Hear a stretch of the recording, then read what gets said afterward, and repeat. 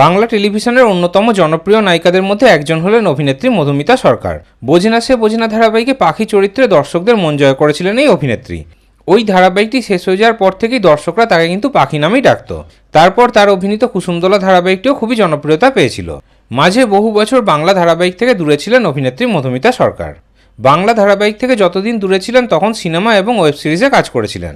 তবে বহু বছর পর আবারও বাংলা ধারাবাহিকে ফিরেছিলেন অভিনেত্রী।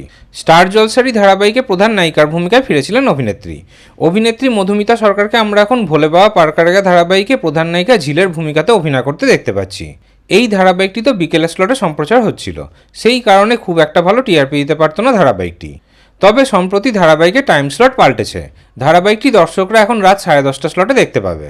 কিন্তু ধারাবাহিকটি রাত 10:30 স্লটে দেখা গেলেও ঝিল চরিত্রে অভিনেত্রী মধুমিতা সরকারকে আর কোনোদিনও দেখা যাবে না। তিনি ধারাবাহিক থেকে চিরকালের জন্য বিদায় নিয়েছেন।